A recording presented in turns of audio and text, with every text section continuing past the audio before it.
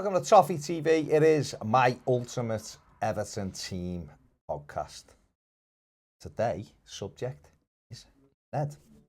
He is going to be bringing us his ultimate Everton Team podcast. His ultimate Everton Team podcast. I will be bringing the podcast because I'll probably edit it too. You will. So you will. You're correct. Coffee everywhere. There you go. So let's get into it. We've obviously have done this with Ped. The question we always ask first is, even though we don't include a goalkeeper in this, who would be in your ultimate team? Should it be? So excited. Goalkeepers? I'm 21, so I think the only correct answer, well, not correct, would be Howard, because he was in the beloved childhood team. Okay. I'm a big fan of Pickford. I wasn't. First year before, solid. And the next two I wasn't a fan. And then since, you probably could say since the derby, which we won at Anfield, I'm a big fan of him. So if he continues... So you're fickle, is what you're saying? Well, no. Jordan Pickford has improved very well. That's what I'm saying. Okay. But enough. Tim Howard would be the one for me. He was just a solid, consistent keeper. He'd saved everything you want him to save. Sometimes make a silly decision, but you know, we weren't a Champions League team or league winning team. You're gonna get that in any team really. But he saved us points. He won us points. Scored a goal. So He did score a goal. He was just for so many years. He was so good, and towards the end, like especially pretty much almost right at the end of his career, he was just brilliant. I remember that 2014 World Cup. He was so good. He was having a really good season. I don't think his last season at Everton was great. Maybe we should have brought someone in. In fact, Joel Robles had improved then. He was doing well. So why Tim Howard got put back in? I think he did get put back in for the derby after Robles was playing. No, Robles played in the derby and kept the clean sheet, and then he brought him for Chelsea away. And he 3-1 in. We didn't protect him very well. I don't think we've got a great history of protecting players. I don't think we'll talk about that a bit later on. But no, I mean, Howard for me. I think Tim Howard was really good for Everton. Signed him in 2006 from Manchester United. Had him on a loan and then made it permanent. I think he was brilliant for Moyes. He did have his, like any goalkeeper, I guess, he'd make the odd mistake. Every player makes mistakes. It's just noticeable. It does. It's just with Howard sometimes. He could be a bit irrational sometimes. He was a bit erratic, but he was really, overall, he was a really good goalie for Everton. And you're right, he his pinnacle, and maybe when Everton should have let him go, was after that World Cup. He was superb in 2014 Absolutely World brilliant. Cup. Yeah.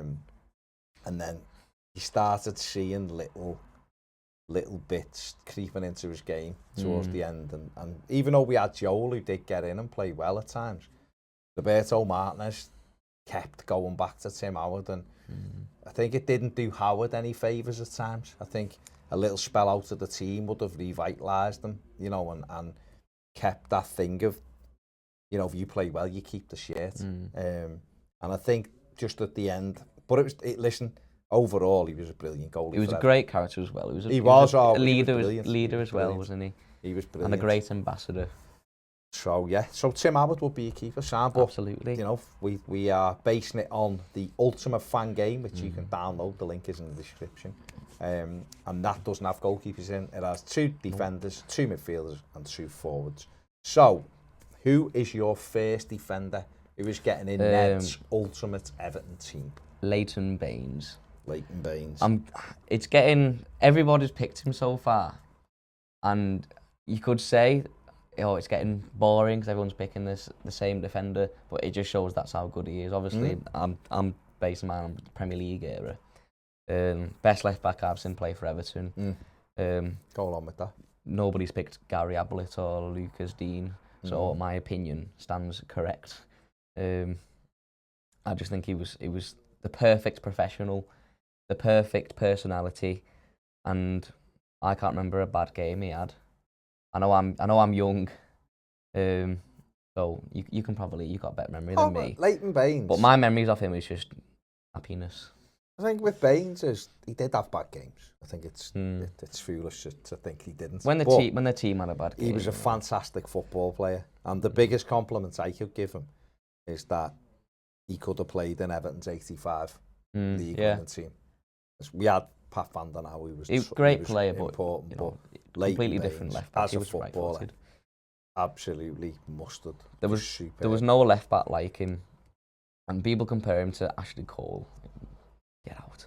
Ashley Cole was in a great Chelsea team and a great Arsenal team, obviously. Ashley Cole was a brilliant. People say this to me when you speak about Baines, and you have that thing, and especially on this more than any. But when you're talking about players, is that people won't have your opinion if it's not what their opinion is. So you're mad or you haven't got a clue if you say different. For me, as a footballer, Leighton Baines was miles better than Ashley Cole as a footballer. Ashley Cole was a fantastic athlete. Fantastic athlete. Ashley Cole was a really good defender. Pacey, good defender. But I think Baines was, for me personally, I think Baines was better. If you want to argue, people normally jump straight to stats, and if you want to argue stats, not only Leighton Baines got the better stats, he's, you could obviously look at his assists, and people say pre-assist really, because you've got to have someone to finish him. Leighton Baines in a good Everton side, not a league-winning Everton side, still had better stats than Ashley Cole. Ashley Cole had how many league titles? So Leighton Baines just, and not only was he great on the pitch, you never heard of him off the pitch. Nope. He was not like he wasn't like this big social media star. I've got my own clothing line and all this. Never caused problems with the pitch. Just a great professional, determined, good dad from the local area. Because we loved him as a player as well. And remember, I think when it was clear that Martin started to lose their players, it was when we noticed that Baines was taking no notice or getting any sort of frustration. That was like Martinez. Well, he was I remember the Anfield derby when we got battered 2 days before. Was that the? And Martinez is speaking to him and he's rolling his eyes and looking away. And it's that kind of thing, and it is what it is. But he was a fantastic player for Everton, and even in his last season, we brought Luca Dean in, and Luca Dean's a brilliant left back for Everton. He's a fantastic footballer. And Baines still played 7 or 8 times in his final season and was excellent in most of the games. So, and at the age of like 35, 36, he wasn't like, he was still fast. He could still keep up with the pace of the Premier League. It was the getting up and down he couldn't do, which is inevitable. It's a Premier League. It's a tough, fast league. And he'd been doing it for years and years and years. And don't forget, released by Everton as a kid as well. Didn't make it at Everton as a kid, went to Wigan. And really got himself together, and Everton bought him back, and he'd come back, and I loved him, and strikers are because I played up front, you tend to like players who played in that position where you play, but Leighton Baines, I absolutely love him. Scored a good few goals against Wigan as well, didn't he? Scored a few penalties against Scored a last-minute penalty once. I think he's most penalties against the team, probably Wigan, because I remember he scored quite a few of his early penalties were against Wigan, weren't they? I can only really remember one against them. I can remember at least 2 or 3. Which was a 90th minute one. I can remember 2 or 3. We were getting beat 1. Late 2000s. But no, brilliant footballer. Great professional also. Yeah, and obviously at the club at the moment. Well, I used to worry about who's going to take his place. Thankfully, Luca Dean took it, and thankfully Leighton Baines was still there. We still got to see him. So it was a great transition. Not to your next one. Not so much like my next defender, who's I'm going to say Seamus Coleman. Interesting. I was thinking, I used to love Yobo. Not old enough to really appreciate him. Used to love Jagielka. Loved Lescott. Loved Sylvan Distan. Yeah. But Coleman for me. John Stones. No. I like Stones, yeah, but Funes Mori. No, not a chance. Like Funes Mori. Fair play. Quite a lot of good games, Funes Mori, but Coleman for me just because of the consistency over many years. Yeah. It's just a shame now that, like I said, with Leighton Baines, I was always worried he was going to take his place, and obviously Luca Dean came in, and it sort of transitioned Baines from starter to retirement very nicely. It was a nice well, it wasn't a nice farewell because we really wanted him to stay and he was in lockdown. But it was a nice sort of like, he's had a good end to his career. He's had a few, he scored that goal against Leicester. Yeah. We'll remember that forever. But with Coleman, I think he was so great for so many years. Of course, there was no right back like him at the time. It was him and Baines flying up and down the pitch. They kind of shaped it, yeah. Yeah, revolution. Well, they were the first wingers as fullbacks, you could say. All your width came from your fullbacks. And then, obviously, injuries happened, slowed him down. Still a good right back, but at the age of 33, we should really have someone there to cover him and let him play a few games a season, because when you put in too much expectations on him, trying to play him every game, and I don't think he can physically do it anymore, and the frustrations coming out and making poor decisions in game, not having very good games, like we saw against Watford and stuff, and now it's putting a bit of backlash in between him and their fans, I think, now as well. But forgetting all that, he's just a great right back and a great goal scorer as well. He scored some cracking goals. Scorer of great goals. Scorer of great goals. Yeah, that's what I meant to say. A scorer of great goals. The Swansea one springs to mind. Swansea, yes, Southampton at home. I think the thing with Coleman is, you know, his debut was a tough one away at Benfica. He played left back. He got rinsed 5-0. Yeah, and he had a tough night. Nobody took kindly to his first few games. Did they? I remember the semi-final against Liverpool. He played on the right of midfield. Did he give the free kick away? Come on a sub. Yeah, come on a sub and give the free kick away, which they scored the winner from. But he got in to the side. He was 100%. He still is 100% now, even though he's not at the same level, and injuries have cost him that. And he's played a lot of games, and Everton have let him down really in terms of having backup for him and someone now to replace him, so he's the backup. But being captain, he is captain now. Being there for so long to still be performing, he's been a fantastic. And of course, £60,000. Yeah, a bargain. What a signing. Like Baines, my favourite players are always the best professionals, and it's always like they're not on social media. They just go home, turn up at training, and play their heart out at the match. They're proper professionals, proper footy players. So, and he lives and breathes football. So, proper good professional and a very, very good player, and a good role model for youngsters. He's a fantastic human being. It always annoyed me how underrated he was, especially when he was, like 2012, 13, 14. Manchester United come for him 3 times, and he didn't go. He's the same, similar to Baines. If they bid the right amount of money, and Everton accept it, then I'll speak to them. They didn't push for a move. And he didn't push for a move. He didn't spit his dummy out the pram. And he wanted to do well with Everton, and he still does. He wants to win a trophy. It'd be amazing for Everton. Of course, it'd be amazing. This is going to sound a bit stupid, but it'd be amazing if we could win like the FA Cup and Coleman got to lift it. Absolutely. Just because it's sad that Baines didn't. There's going to be the real sad thing about it is we had Baines, Coleman and Jagielka, who were all been at the club for 10, 11 years. All should have had testimonials. Baines and Jags haven't had one. And should have won a trophy because they were fantastic footballers. Absolutely. But brilliant servants for Everton Football Club as well. And it'd be lovely for Seamus Coleman to experience winning a trophy still. He lives in the city. He hasn't got off to Manchester and Alderley Edge and all that. He lives locally. His kids go to school in the city. He's a lovely fella and all that. And I really hope that Everton do the right thing by him and get another right back so that we can look after him a bit, and he's still he can still perform. And if you look after him, you might get another 18 months out of him as a backup right back. It's no coincidence that people at Ireland speak so highly of him as well, and it makes me very proud. Does it?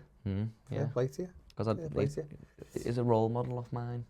There you and go. It's sad to see him and the fans have a bit of falling out. But I think the problem with Seamus is, right, and this is from my opinion, but other people might have a different one. The problem is, when you're a captain, you feel everything. But what you've got to do is put yourself in supporters' eyes, right? And he's the one who sometimes gets the brunt of it because he's the one who comes out and says, "Look, we need to do this and we need to do that."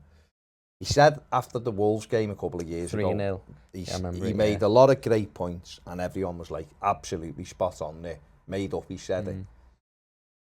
But then nothing really changed. They're still making the same mistakes. So people are getting bored with rally cries. They're getting bored with different things.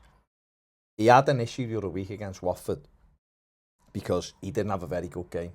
He played his part in the fourth and the fifth goal, making ridiculous slide tackles into two of our players. But then he went over to fans like trying to apologise and all that. Well, people were raw. People were fuming with what had gone on. He'd have been better just going a little clap and walking off the pitch. And you've got to know that separation sometimes. You've got to know to go, we haven't played well and we've let them people down today. And me clapping my hands and going over trying to apologise ain't going to change it. They're not going to go, oh, all right, Seamus, because people were fuming. The same at Wolves. The first half display at Wolves was terrible. Yeah. And people were walking around, and I think you've just got to be careful. But I don't think it's sullied the fans' view of him. The fans love him, and he was good against Spurs. He played defensively. He was good against Spurs. So I don't think it's sullied. I think he's just got to be aware that people are very frustrated. People want more progress than they're getting, and sometimes you've got to be able to go, right, I'll get myself off this pitch, and next week we won't be as bad. Go and take it out on your teammates. He's probably frustrated as well, though, isn't he? You know, he can't give his best anymore. Of course, maybe a right back would have sorted some problems. Anyway, so, he's been a fantastic, very good servant, brilliant player. Who's your first midfield player? He's not been picked yet by anyone on the podcast, and that's Idrissa Gana Gueye. I can't believe how underrated he was, and underrated still is, and the most hard-working player, or one of the most hard-working players I've ever seen play for Everton. He was just such a great player, just full of energy, never stopped running. No one ever, I don't think anyone ever made more tackles than him. I'd love to see, correct me if I'm wrong, I'm sure he must be like the highest, have the highest tackles in a team or something in a season, because he was just not getting stuck in constantly all game, winning the ball back, proper ball winner. I used to argue with people all the time, especially in school, say, Gana's better than Kante. Why is Kante going to Chelsea? Idrissa Gana Gueye is well better than Kante. Look at the tackles. Idrissa Gana Gueye, so you wanted Gana to go to Chelsea? No, I wanted people to put some respect on his name because he was so good. My favourite type of player is a proper box-to-box, full of energy, because that is Premier League energy, pacey. Wasn't rapid, but he was just full of energy. He could get around the pitch, get us up the pitch, so calm on the ball. You could have trust in him. If you're playing out from the back, he won't get the ball and do something stupid.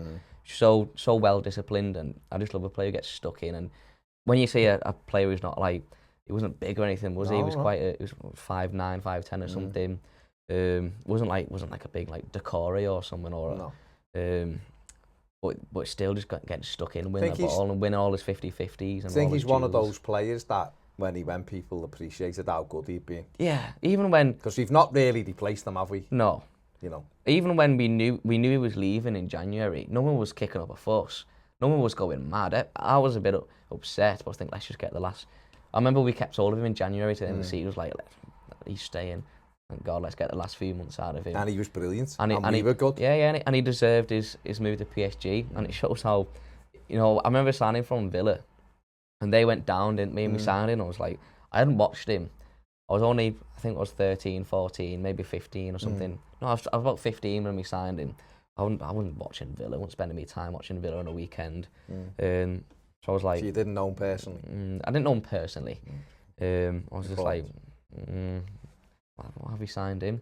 And then my uneducated views on football was just completely changed because he was just so good. I saw a stat. I mean, I'd seen we beat Villa 4-0 at Goodison, and there was nobody had taken. They were terrible. They didn't lay a glove on us. They were so passive. Was that the team where they played the kids and their own kids beat them? Or was that Newcastle? They were really bad. They were so passive, and then we beat them 3-1 at their ground. And they asked come on as a sub, and we beat them comfortably at Villa. And he played in that as well, and I didn't notice him at the time. And then Steve Walsh bought him. And Steve Walsh gets a lot of stick, but he was a hell of a signer. 7 million quid. He made some good signings, Steve. But I had to look at, we looked at the stuff at the time, and his stats were incredible. And a lot of Villa fans didn't really rate him. They were like, his second touch is a tackle, and he's this and he's that. He come into us, and he was absolutely magnificent. I think Villa got him from Lille. He played at number 10 earlier in his career. Yeah. Near the end of his time at Everton, Silva allowed him to get forward a bit more, and he was good. I think I'd love him in the midfield now. I was happy. You had the midfield three of Allen, Decore, and Garner. I think you'd have a very good midfield. It gave me closure when he went to PSG, because it was like, I loved him. I didn't want him to leave, but I always for years was saying he's so underrated. He doesn't get talked about like he does. So for him to get the move to PSG for a good fee as well, and do well, yeah, I was like, I'm so happy. He scored a couple of bangers this season already. He scored in the Champions League, hasn't he? Scored against City, didn't he? 2-0, did he win? Or 2-1? 2-1, whatever it was. Yeah. So, so happy that he got his move to PSG, and he's in his 30s now, isn't he? He's 30. And still smashing still it. Brilliant. Lovely look, proper. And again, another another one who worked hard, quiet off the pitch and all that. But no, brilliant footballer and deserves his place. Who's your second midfielder? I had a bit of a think about this, and I was thinking, like I've said before, I love good professionals. I love people who get stuck in and battle and work hard. So Tim Cahill. I was going to say players like Tim Cahill, James McCarthy, but I wanted to put a bit of Gareth Barry. Yeah, I was going to say Gareth Barry also, but I think I want to put a bit of a controversial one out. I don't think it's controversial as in he wasn't a bad. He's not a bad player. David Klassen. No, the player is Abdoulaye Doucouré. Oh, okay. I think he's absolutely unbelievable. Like I said with the Gay, I love a player who's just box to box, so energetic, because it's proper. That's Premier League football. He's fantastic, Abdoulaye Doucouré. The only thing what I'm going to say is, we've only seen obviously one season of him and a few games, and that one season of him, I don't think we used him right. We used him in more a defensive role. I think Watford played. At times when he was at Watford, they played two behind him and let him get higher up the pitch.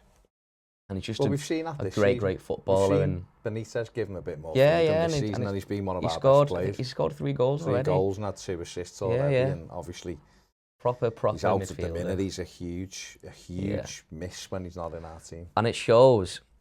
The Premier League's always been, the best players have always been the biggest, fastest, most. He's not the fastest, but he's most energetic. Quick. I don't think he's slow. Player. It's because he's big and full of energy in it, which makes him a quick player. And I don't think Doucouré is like technically the best footballer. He's not got the best touch. He's not the best passer off the ball, but his physicality and his energy just. It makes all that stuff like go out the window. It makes him just. I think he can do a bit of everything. I don't think he's not at your right. Great defensively. He's not a dribbler. He's not, this first shot. He's not incredible. Not a great passer of the ball. Not a brilliant passer of the ball, but he does a little bit of everything. The amount of interceptions he gets, the amount of balls he just nicks off people and we're away. You see at Manchester United, the energy to break from our corner, to get up to the edge of their box and lay the ball into Andros Townsend that equalised. Just fantastic, his goal against Southampton on day one, was an absolute screamer. Always impressed me for Watford as well. So. Oh, listen, Everton wanted them for a couple of years before they got him. And you're right, for Watford, you'd look at him and go, everywhere, wish we had him, and we do have him. And, imagine, like I've just said, if you'd had him and the fella you've just been talking about before, Garner in that midfield with Allen, you'd have some midfield there for Everton. But Doucouré's has been brilliant. And you're right, we've only, last season, even though I still thought he was brilliant last season, he wasn't in his natural position. This year, Benitez has realised that he actually is a box-to-box midfielder. Let him just go, because he'll do the work. And he's a massive threat. He does the work of 2 men, which is why Everton have struggled with. We played 2 at the start of the season in midfield, him and Allen, and it was fine. We tried to play 2 when Doucouré's not there, and the alarm bell will go off. So it shows how much as well that we've slowed down massively on the counter, and that's because he's been out the side. the counter against Burnley, for example, when Damari Gray scored, that ball was incredible. Yeah. And he nicks that one away. He's 29 now, isn't he? 28. 28, 29, around that age, 28. 28. So I think if he was a bit better on the ball, if he was technically a better player, he'd be at the very top, because he's physically just a great player and a good footballer. But like I said, if he had a world-class pass on him, or much better touch, or he's a bit better on the ball, it'd be a much better squad by now. He's a brilliant player, and Brilliant you know, player. hopefully he'll be at Everton for 4 or 5 years, because he's that kind of fit midfielder who can do a lot of stuff and get around the pitch. But been a brilliant signing for Everton, definitely. And then two in midfield will complement each other. They'd be very busy. I think they'd be a good pair. Who's your first attacker then? Your first forward? So this one is a player that's more, and it's a nostalgic pick. I wasn't really old enough to appreciate how good they were at football, because he left when I wasn't even 10 years old when he left, I don't think. Or I was like 10, 11 or something. Yeah. And that is Yakubu. Feed the yak, yeah. The I used to do old that yak. when I scored at training, and then people used to God. go, Nicholas Anelka? No, the yak. The yak, yeah. Big Yakubu. Yeah. Just a very nostalgic player. It was obviously my childhood was watching the David Moyes team, being sat at Goodison with me hot dog and watching players like Pina, Yakubu, Cahill, Joseph Yobo, my favourite players. What a team. And Yakubu was just a proper goal scorer. Yeah. Brilliant player. And even when he wasn't in the game or having a very good game, you'd give him a chance. He'd always find the back of the net, always in the right position. And I couldn't believe, I was gutted when he left. I remember watching him for Blackburn. I think they were in black and red at the time, and I was thinking, he was still brilliant. For my eyes anyway. I was got 18 goals for him after he left Everton.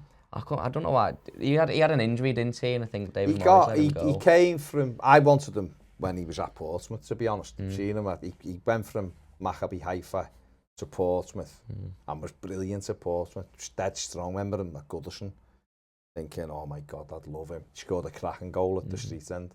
Just turned and ran through, smashed into the roof of the net. And then Middlesbrough bought him. And it was like, oh God, you know, we could have had him there. And he was good for Borough. And then David Moyes obviously was very impressed with him and went and bought him from Middlesbrough for 11 million quid, and which was quite a... It was a lot at the time. It was a lot of money, and for us it was a lot of money. And he come in, and his debut at Bolton away, I was there, just got back from Florida, went to Bolton. Him and Andy Johnson were up front, and he scored after about 10 minutes. Johnson went through him, squared it, and he knocked it in. And he was just brilliant. You just give him, like you said, you give him the chance. He was so calm in front of goal. Remember his goal at Stoke, where he just rolled it from one foot onto the other and just passed it into the net from the edge of the box, and one at Derby where he got slid in. And you just thought, if you give him a chance, he'll score. I remember the 3-0 against Fulham, and he scored a hat-trick. Feed the yak and he will score. And I was absolutely... Feed the yak. Feed the yak. Feed the yak and he will score. Sing it right. Feed the yak and... Yeah, and it was... Feed the yak and he will score. I wasn't going to sit here and sing the whole song. But he was brilliant, that was my childhood. Well, his third goal in that, he goes to shoot with his right foot and dummies the lad, and then just passes it in with his left foot. I was sat in the main stand or the top balcony, and I was 8 years old, freezing with a hot dog, and I was just... Well, it was December time, wasn't it? Yeah. He scored a header off a flick on the corner. I loved them. Listen, again, the strikers. I loved them. Portsmouth goal at home, where he gets played over the top, and he just sends, I think it's Sol Campbell, he just cuts past them and smashes it in to the roof of the net to make it 3-1. Same game, Cahill done the all things. It was just, he was brilliant. And, you know, that first season, he got 20-odd goals, and got 21 or 22 goals. Superb season. And we come back the next season, and you're hoping that he's going to be just as good. You know, I remember he lost the first game of the next season to Blackburn at home, 3-2. Jose Baxter made his debut, actually. And then he scored at West Brom a week later. But the first few months of that next season, he just, for whatever reason, Everton weren't playing well, and he wasn't scoring enough goals. And then he got the injury at Tottenham, jumped for a header, and landed and snapped his Achilles, and that was him done. Where do we finish that season now? Well, that season we finished 5th. The year it was the year we got to the cup final. So we done the injury in 2008, November, away at Spurs, I think. I think we won 1-0. I think Stephen Pienaar scored. We beat them 1-0 with a deflection, but he got stretched off and he was out for the season. And that year we lost him. We lost Arteta. Lost Jagielka we lost as well, didn't we? We lost Anitaby, and then we lost Jags, and we got to the cup final and finished 5th. You think, and imagine we'd have had all of those players 5th for the season. You know, we had Yakubu, Louis Sahara. Louis Sahara was there, wasn't he? He was like the... He had a good season though, Sahara. He scored a brace against West Ham, didn't he? West Ham away. He was good. Upton. Don't get me wrong, Sahara was good, but if you would have had Yakubu, don't forget, pre-injury, Yakubu was incredible. And we ended up losing those players. You know, Sahar scores after 25 seconds in the FA Cup final, but imagine having Yakubu there as well, and Jagielka and Arteta. We had a few games where we had Sahar and Anitaby up front as well, didn't we? So you would have had the goals, but Yak, I remember he'd done a lot of rehab and he came back at Hull in a League Cup tie after he'd been out for over a year, and he scored, and he ran to Mick Rathbone, who'd obviously done the work with him to get him back. He played in the derby when we beat Liverpool. Last time we beat Liverpool, he played. And the one where he runs and he just smashes Raul Morelos onto the floor. 2-0. 2-0, and it was one of the most comfortable derby matches I've ever witnessed. We won it at an absolute canter. And the best thing was, the next day, Roy Hodgson said, that's as good as we've played all season, talking about Liverpool. And we'd absolutely... I walked out to Goodison that day disappointed that we didn't stick 5 on them, because they were that bad. Jermaine Beckford come on, done a little Cruyff, and instead of smashing it in, tried to dink it over Rain, and it landed on the top of the net. It was that easy. They had an awful team then. They won the League Cup, that team though, that Liverpool team we played. The year later they did 2012, and then what happened was Moyes, for some reason, we beat Stoke. His last goal he scored for Everton, we beat Stoke at home, scored at the Park End. Yakubu got it, cut in, smashed it into the roof of the net with his left foot. So we've been brilliant against Liverpool. We played Stoke at home the next week, he scored the winner. And we had Blackpool away the next game. And he dropped them and put Sahara. And I couldn't understand why. And I think we ended up drawing the game at Blackpool 2-2. We battered them. I think it ended 2-2 or 1-1. And he dropped Yak and he went for Sahara. And then Yakubu couldn't get back in the side. He was coming on as sub. And we got to January. And he said to Moyes, like, I want to play. And Moyes said, well, I prefer Sahar. So he went to Blackpool. I couldn't believe how we just let him walk out the door. And when we had the pleasure of sitting with the Yak a few years ago, they'd just done a quick interview with him. Evertonian still, isn't he? He was like, couldn't believe it. Like, I just wanted to play. He said, I just wanted to play for Everton. He said the manager made his decision, fair enough. He said, but I didn't want to sit on the bench. He went off to Blackburn and scored 18 goals. I think he got stupid amount for the end of the season, and then they signed him in the summer, and he got 18 the next season. Who was manager of Blackburn then? Don't know whether it was Allardyce, might have been Sam. Took him, but he was brilliant, Yakubu. I still loved him. He was a great footballer. Yeah, great footballer, great goal scorer. There's a lot of. He was 36 the other week, but I ain't having that. 36? Not having that. No, he's not 36 now. Really? Keep talking. No, he must be about 38, 39, 40 or something at least. 36. So he was like mid-20s when he left? Yeah. Whoa. He always looked about 40. He's 38 now. 38, yeah. That's still scandalous. Yeah. He always looked about 40, didn't he? Like Diego Costa, he looked about 40. That's all he said, we've seen him. Unbelievable.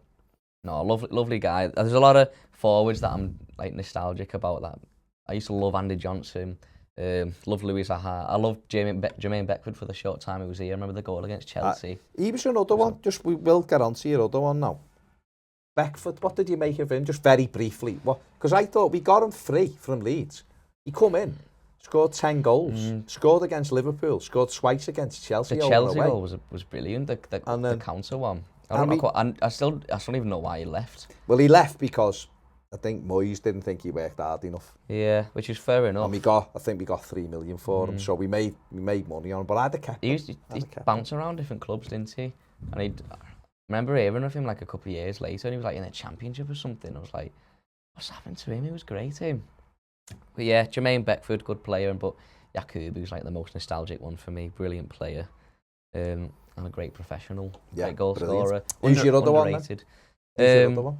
Lukaku. Yeah. Best striker I've ever seen. Yeah, it's a fair comment. And when he was playing for Everton, I didn't moan about him. He could be frustrating at times, by the way, but it just shows how ungrateful I was, I suppose. But I used to moan all the time. He's too isolated. Play two up front, or get Barkley closer, or put Morales off him or something. He's too isolated, and you look back and he still scored so many goals. But then the problem with him, he scored 20 goals a season, we finished 11th, because he'd scored 2 or 3, and we conceded 3 or 4. I remember, did he score a brace or a hat-trick against Stoke? I was going to say, the Stoke game, he got 2. You got 2, and we'd lost 4-2, didn't we? Or 3-2? 4-3. We were winning 3-2.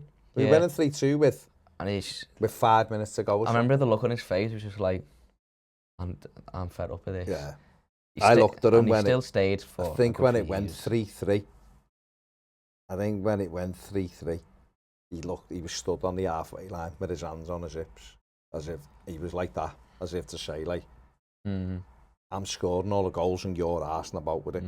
And then 2 minutes later, John Stones decided to throw a stupid tackle in injury time and we give a penalty away and they won 4-3. But no, Lukaku was a absolutely unbelievable, fantastic. Scored a lot of goals out of, even when he was isolated. He still the Chelsea at home, Chelsea were in white in 2016, and he was on the left wing and just surged into the box and finished it. Goal against Southampton. He was a big lad and he was fast, but he was also technically really good footballer. I think that's why. And obviously a great finisher, and that's why he plays for the top clubs and why he won the league in Italy. I remember against Palace at home, we drew 1-1.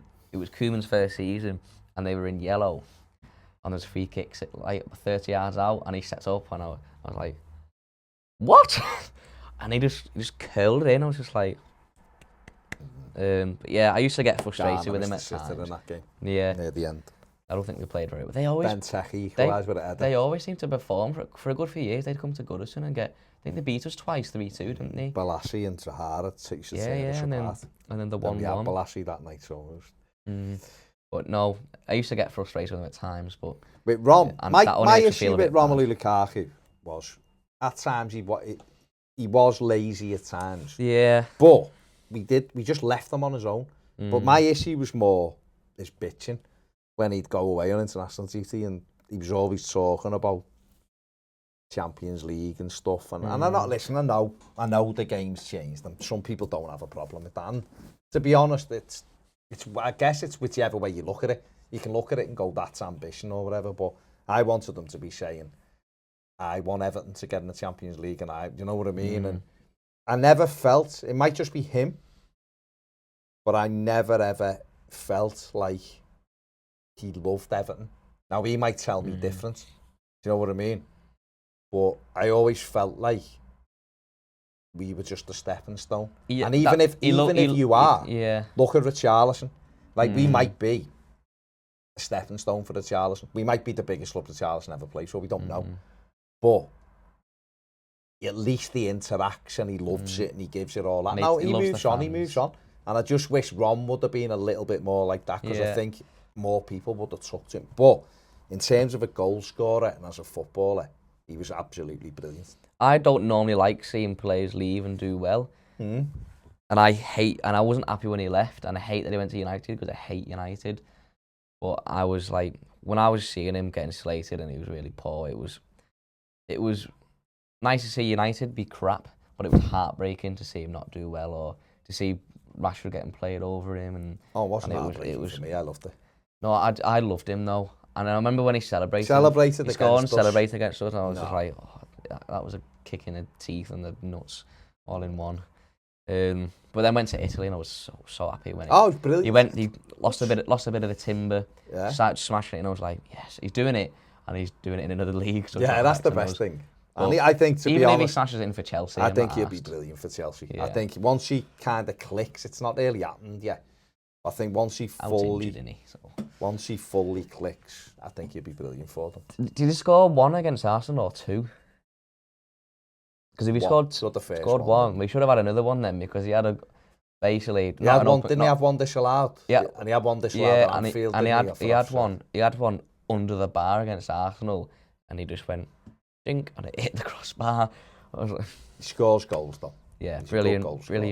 But no, that's a good team. So your team, Coleman and Baines as your defenders, Garnett and Decore as your midfielders, and your Kubu, Lukaku up front. Yeah, that's not a bad side. Not a bad side. A sort of modern side, but I'm 21 years of age. I'm not going to come and say, Paul Rideout and... No, listen, you could have. You could have said Duncan Ferguson, you could have said this, but... God, you'd love to have them in your squad now. We've got one of them, but... There's only two of them are retired. One of them's only just retired, so... That'd still be a good five-a-side team now, or six-a-side team, sorry. No, it's a good side, that. So we've done your Everton side, your ultimate Everton side. So now you're going to give me your best 6 Premier League players that you've seen. And they haven't, doesn't necessarily mean they were amazing against Everton, but just who you've seen and witnessed over that time. The same what we did with Everton, the same with this team. If you had to pick a goalkeeper to go in this side, who would be the best goalie you'd say that you've seen in your, like, playing in the Premier League? See, the first one that jumps to mind is David De Gea. Okay. But only for like, for a few years he was so good. Remember the game in 2015, 2016 against Arsenal, where they should have scored about 17 the one where goals. They had a shot and he pushed it onto the post. He made and then got up and made another save, He was a obviously, it just seems, I don't know what's happened to him lately, but so good. But would have to be David De Gea. No one else really springs to mind. Petr Cech was really, really good. And when he went to Arsenal, won them about 10 points, and I thought they'd be, when they got him, I thought they could win something here. And I'll talk about them a bit later on, because I've got someone in the team. So you'd say De Gea? David De Gea, yeah. I'm not going to say shame what's happened to him, because I hate United, but for him personally, I don't know him personally, but I hope he does get back to himself. Okay. But at Real Madrid or something, if he moves on ever. All right, I thought you'd said. Yeah, okay, let's move on. Who do you think I was going to say? Begovic. No, let's. I didn't know whether you'd say like Ederson or Alisson or someone. I was thinking Ederson, but David De Gea is not a bad shout, because he has been an excellent goalkeeper. Never always had the best defenders in front of him as well. No. And it has coincided for him with United being not as strong as they used to be, obviously. Yeah. Okay, your first defender? John Terry. Yeah, okay. Don't know him personally. No. And I don't like him as a person. But you don't know him personally, so you can't say you don't like him personally. What you've heard about him. Yeah, what I've heard about him. But that's not what we're here for. We're here to talk about his football and ability. But his footballing ability, brilliant. Leader of men. Won a league when he was like, he got took out of a team, wasn't playing, and Jose Mourinho come back, put him back in a team, and they won the league. Because he was so good. He was a brilliant defender. And so consistent. Very good leader.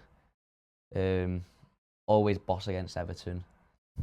So, yeah, John Terry. John Terry was like a top draw defender. He was like, thou shalt not pass and all that thing. Throw his body in proper the way clear lines.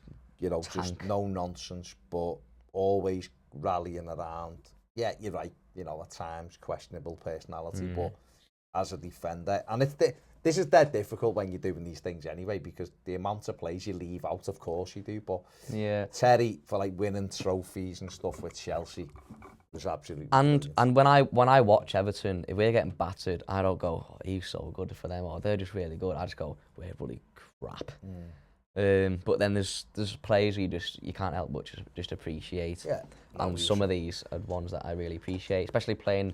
Obviously, you're always going to pick players for big teams, because I don't watch a lot of like Villa games or anything, like I said before. But obviously, I watch a lot of Chelsea games, and John Terry's a very, very, very good player. He was good. So if you got alongside him then? I've got Vincent Kompany. Oh, shout!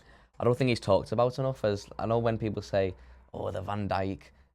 Argument we say, oh, Vidic is better, or John Terry. And Kompany was great. Yeah, absolutely. And for a good few years, and he was a great captain. If you watch the Amazon Man City documentary. Great leader, great personality. Don't know him personally, but great personality. Yeah. Another proper tank, clear your lines. But he was also obviously part of the modern game, really good on the ball as well. He played midfield as well for City. Before, Yeah. You know, so he was and one of the few that were there before Superman Shaw takeover. So. And I love his goal celebration as well. I remember when he, I think it was he scored a header towards the end of the season. It might have been against United when it was either one of them was going to win the league. Might have been the first time they won it. And he was just screaming. And then the goal against Leicester, was it 1-1 or 2-1? It was to win the game. It was 0-0 at the time. Basically to win the game. To stop them to win the league as well. 25 yards. It won him the league, that goal. And I was watching it, and it seemed like he was miles out. I was thinking, and he just went, smash it. And they're the ones that normally just go, and it just went. Top bin. And then there's obviously like. Then he played in the cup final, he beat Watford 6-0, and he was brilliant in that. That was his last game. I watched his testimonial as well on Sky because there was a few players. Tim Cahill was playing, Arteta was playing. Unfortunately, he wasn't playing. I remember a bit gutted he's not playing. Yeah, but weird. Because he was injured. You know, because he was player manager at the time at Anderlecht, wasn't he? Yeah. Is he just manager now, or is he? Or I think he's just manager, yeah. Yeah, so... The big thing with Vincent Kompany was he got injuries, didn't he? And he had a couple of years where he just couldn't get it near the end of his career. Yeah. You know, he'd come a couple of games, he'd come back and last about 20 minutes and go off. And was out for 3 months again, and he was devastated. It was horrible to see because for a few years, he was just unbelievable, like you say. Brilliantly built. Good sportsman as well. Good lad, good on the ball. I think he's very intelligent. I think if he doesn't stick with management, I can see him being a director of football and running clubs because he's got that persona about him, very calm, softly spoken, but knows what he's doing. He wasn't like nasty as well. He was a nasty footballer, but he wasn't like a nasty person.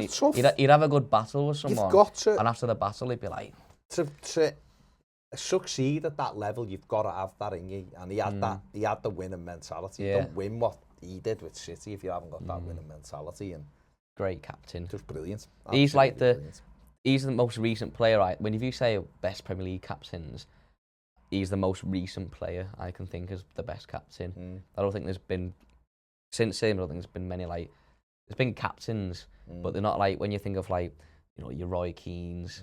John Terry's, like Vincent Kompany's the most recent, proper leader. Interesting. I know. Interesting. Okay, into midfield. Who's your first midfielder? There's quite a few City players in this team.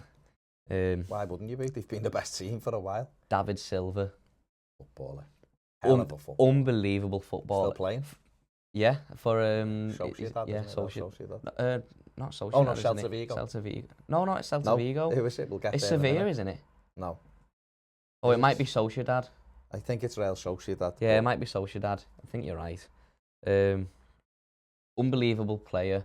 He's like 5'7" or something, and he's not rapid.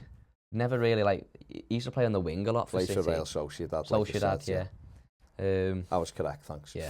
35, absolutely fantastic. Like I said, he played on the left a lot. He was always in a massive amount of space. He was 5'7". He wasn't strong and he wasn't rapid. I think he was strong because you've got to, because he wasn't quick. He had quickness of thought. Yeah. He wasn't a sprinter. Well, I was going to say, he wasn't a big lad. He wasn't fast. No, but he was. And he wasn't. But what he was unbelievably technically brilliant on the ball. Yeah. One of the best I've seen. Yeah. Wiggle his way through little spaces, find himself a massive amount of space. Passing was brilliant, free kicks were brilliant. And for those years, he was linking up with Aguero.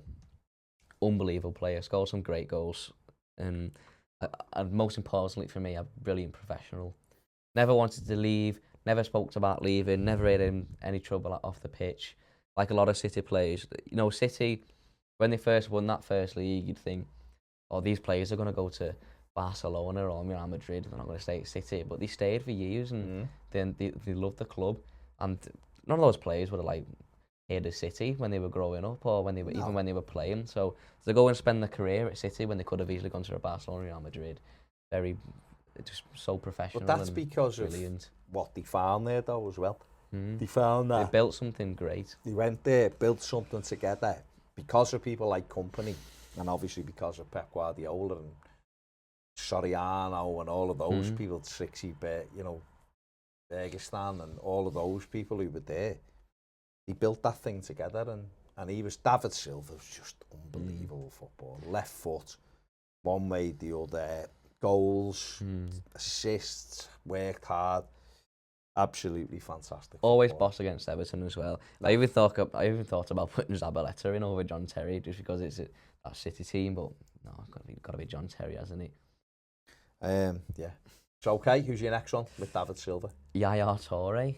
Yeah. When I said When I said I like midfielders are big, energetic, get around the pitch, good going forward, good defensively. When I said Decore, if Decore was a bit technically better in the football, he could be like at the top club like Yaya Toure, because Yaya Toure, like Decore, he's big, energetic, fast, loads of stamina, great defensively, great going forward. But Yaya had the passing and the shooting. He scored some great goals inside the box. He was the most underrated midfielder I know in the Premier League era, and people still rate him. I remember that 2014 season.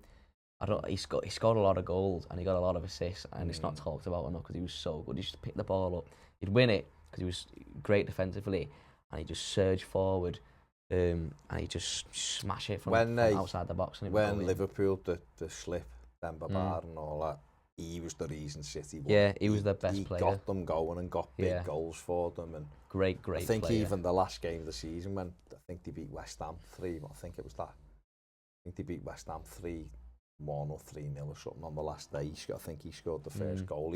He was fantastic, Toure. He played for Barcelona, didn't he? At Barcelona. And you never really heard of him from his Barcelona time. Really? You were young. I watched him for Barca and he was incredible. It was always for me. It was a shock that City got him. Yeah.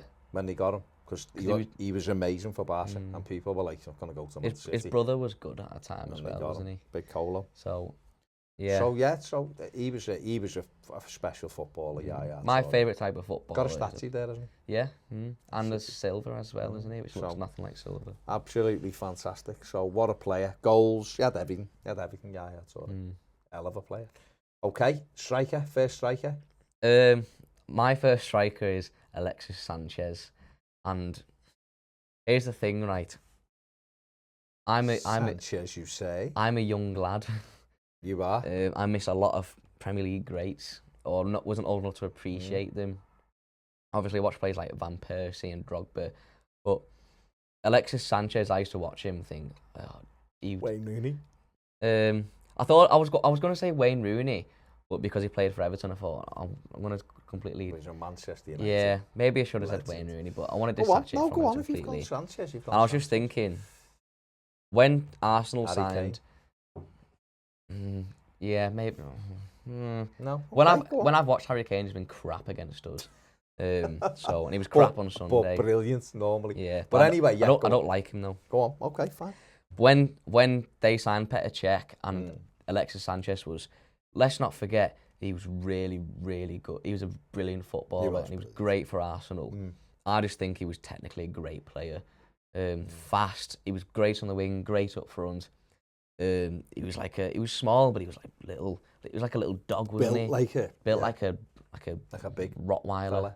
And I thought they were going to win the league. I think it was the league Leicester won it, and they'd signed Petr Cech and thought, right, he'll win him 10 points a season. And with Alexis Sanchez, I thought at the time, along with like Hazard, is one of the best things in the league going forward. I thought they've got to win the league, and then he went to United, and like I said before, I hate United, but even to see him as a footballer just be great, I was like, oh, that's such a shame, because he's such a good footballer, and I felt sorry for him. I never liked him when he played against Everton, but when I look back, I think it's a shame that he didn't go and win the league or something. He was going to City, wasn't he? Yeah, and then he went United to just had them off. He went to Inter Milan, yeah. And it's just a shame that he wasn't the same because he was so good. And better than Mkhitaryan, which is who went to Arsenal. But yeah, great. One of the best players I've watched.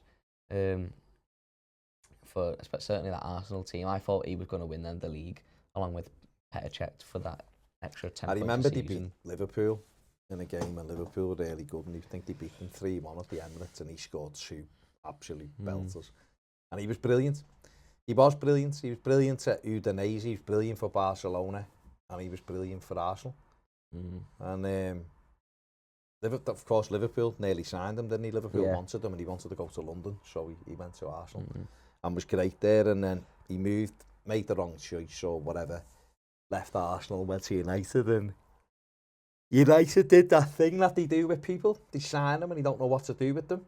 They signed him, and it took him a while to score, and he didn't use him right, and he was in and out, and before you know it, he picked up an injury, and all of a sudden, the pressure was on him, and they weren't using him correctly. And I thought he should have gone to City. Well, he should have gone to City, but United came in with a bigger bid and blew City out the water and paid more money. And Man City weren't prepared to give him, because he was 30, I think, at the time, weren't prepared to give him what United were prepared to give him. There's a lot of more obvious choices I could have gone for, of course. No, I just wanted to have your team. Yeah, I personally. If you liked them and thought he was the best. When I think of best players I've seen, I just think I just like him. Well, there's no further. Obviously, it wasn't good for like a long. There's no further words needed. Alexis Sanchez is one of your strikers, so complete your team. Who's the other striker? Sergio Aguero. Okay. Best striker of my era, bang on. Yeah. I think the only goal scorers above him were Andy Cole, Wayne Rooney and Alan Shearer. Obviously, Wayne Rooney you watched. Alan Shearer, too young. Andy Cole, too young. So next one, Aguero, and Aguero was... I think he's ended up, I think he's 6 behind them in the end. For getting in the top 3 of all time. Yeah. Fantastic. And again, he's had injuries the last year at City. If he wouldn't have had the injuries, he was only 7 goals behind whoever was above him. I think Andy Cole was the one above 7 in the end. He scored at the end. I think he was about... Oh yeah, because he scored 2 against us, didn't he? I think he was. So he was probably he 5. ended up 5 or 6 off it. Yeah. But if he'd have had the season, that last season where he wouldn't have been injured, he'd have ended up with probably being in that top 3 of all time. And scored the most iconic goal ever in the Premier League era, ever. Aguero. Exactly. But it's to take the title off your rivals in injury time, having been 2-1 down in the 90th minute. To then win it 3-2, it probably won't ever see unbelievable that. Finisher, proper fox in the box. Strong, small but strong, and not the fastest, but quick. Link up with David Silva was brilliant, and a very, very good professional. And after watching that documentary, a nice guy. Don't know him personally, but he seems a nice guy. When you're related to Diego Maradona and Lionel Messi then. He's not related to Maradona, is he? He go out with his daughter. He was his father-in-law, wasn't he? Yeah. And Messi was his cousin, isn't he, or something? No, he met Messi when he was like... They were both in the Argentina youth squad, and Messi was like this amazing prospect, but they were only really, really young. No, he's just he's the godfather of his kid or something. Sorry. And then I'll tell you how they met though. They were sat in a canteen for the Argentina youth team. They were like 15 or something. Messi was like this, he's going to be amazing when he's professional. And they were sat on this table, got like talking, and then someone said to him, Lionel, and he was like, Lionel Messi, are you that kid? And he was like, yeah, I'm that kid who's meant to be amazing. And then that's how they hit off.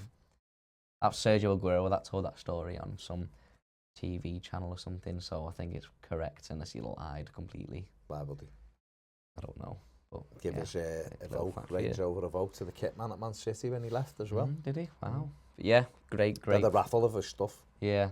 Unbelievable footballer. Had a bit of a nasty streak in him, which is always supposedly a good thing. I remember when he stamped on David Luiz.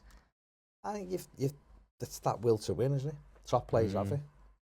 Top players have it. But he was, like you said, unbelievable goal scorer. Yeah, best striker I've seen. Unbelievable striker. City bought him when he was about 23, I think, from Atletico Madrid. He come in for about £30 million. Scored a hat-trick against Swansea. Just unbelievable. 2011, sorry. It was a Monday Night Football, first game of the season. They won 4-0. And he got a hat-trick. He got a hat-trick. And he wasn't even... Starters, you mean to go on? They played him with an injury, or like not up to full fitness, fit. and he's got a hat-trick. And I was like, what's he going to do when he's fit? Yeah, I'd seen him for Madrid, Atletico Madrid, because they have had some incredible strikers. Falcao, Griezmann, he started as a number 10, didn't he? For Madrid. So it's the size of him, isn't it? They didn't know whether he'd be able to play as in a one. Yeah. Because he's only like 5'5" or whatever he is, but fantastic footballer. Well, that completes your team. That's a good side. So John Terry, Vincent Kompany, David Silva, Yaya Toure, Alexis Sanchez. Sergio Aguero. Good side. Would cause a lot of people problems if that was a six-a-side thing. So there you go. Who do you think would win the six-a-side Everton team I picked, or the six-a-side Premier League? The Premier League team, I think. Oh. The Everton side, not bad. I'd give them a go, but I think you think both goal scorers are in both teams, aren't they? My team's very physical. I just tell them, get in there and just... Coleman and Baines, I feel like, might struggle against Sanchez and Aguero. Yeah. But be interesting. There you go. That's Ned's ultimate team, his ultimate Everton team, his ultimate Premier League team. You can play Ultimate Fan. The link is in the description. It's free to play. It's a team of 6. There's also subscription packages as well. $2.99 a month for the silver, $4.99 a month for the gold. You can win generally a prize pot of £5,000 each game. You get a portion of it if you get the points. So check that out. Let us know what you think of Ned's teams. And we'll be back next week on Ultimate Team Podcast. See you later.